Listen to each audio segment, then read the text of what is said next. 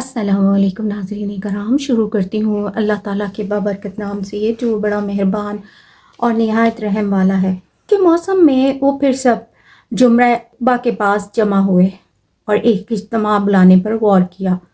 وہ سب مقررہ دن کو پہلے اپنی قوم کے ٹھکانوں پر سو گئے اور جب رات کا تہائی حصہ گزرا تو چپکے سے ایک ایک دو آدمی اپنے خیموں سے نکلے اور عقبہ کے پاس جمع ہو گئے۔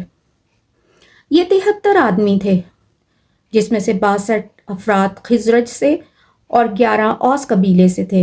ان کے ساتھ 2 عورتیں بھی تھیں۔ وہاں پھر حضرت صلی اللہ علیہ وسلم تشریف لائے۔ ان کے ساتھ ان کے چچا حضرت عباس رضی اللہ تعالیٰ عنہ بن عبد المطلب بھی تھے۔ وہ بھی مسلمان نہ ہوئے تھے مگر اپنے بھتیجے کو تنہا نہیں چھوڑ سکتے تھے۔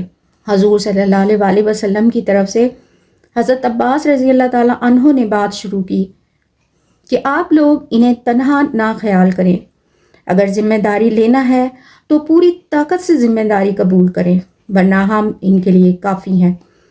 دوسری طرف سے حضرت براہ بن معرور نے کہا کہ ہم پورے صدق و وفا سے آئے ہیں اور ان کا بھرپور ساتھ دیں گے۔ اب جو چاہے آپ صلی اللہ علیہ وسلم ہم سے اقرار لیں۔ آپ صلی اللہ علیہ وسلم نے قرآن کی تلاوت کی اور اسلام کی دعوت دی اور عہد لیا اور بیعت لی اور کہا صرف ایک اللہ کی عبادت کرو گے اور اس کا کسی کو شریک نہ کرو گے، بھلائی کا حکم دو گے اور برائی سے روکو گے، اور جب میں تمہارے درمیان آ جاؤں تو میری پوری طرح مدد کرو گے، تنگی اور خوشحالی میں ہر حال میں مال خرچ کرو گے۔ اس پر حضرت براہ بن معرور نے تمام لوگوں کی طرف سے عہد کیا۔ اس موقع پر آپ صلی اللہ علیہ وسلم نے فرمایا، میں آپ لوگوں سے ہوں اور آپ لوگ مجھ سے، آپ لوگ جس سے جنگ کریں گے ان سے میں جنگ کروں گا، اور جس سے آپ کی صلح ہوگی ان سے میری صلح ہوگی۔ جب یہ فیصلہ ہو چکا تو حضرت عباس بن عبادہ رضی اللہ تعالیٰ عنہ آگے بڑھے۔ انہوں نے کہا کہ آپ لوگ جو بیعت کر رہے ہیں اس کا مطلب ہے سارے انسانوں سے جنگ، اور آپ لوگوں کو ہر طرح کی دشمنی کا سامنا ہوگا، اور ہو سکتا ہے کہ تمام مال و متاع بھی داؤ پر لگے ہے۔ تو اس وقت اگر آپ لوگ انہیں چھوڑیں گے تو بہتر ہے کہ ابھی سے چھوڑ دیں، اور اگر سب کچھ برداشت کر سکتے ہیں تو پھر انہیں لے لیں، کیونکہ واللہ یہ دنیا اور آخرت کی بھلائی ہے۔ اس پر لوگوں نے کہا کہ ہم ہر چیز برداشت کر سکتے ہیں ان کے ساتھ ہوتے ہوئے۔ اللہ کے رسول آپ صلی اللہ علیہ وسلم فرمائیے کہ اس کے بدلے میں ہمارے لیے کیا ہے؟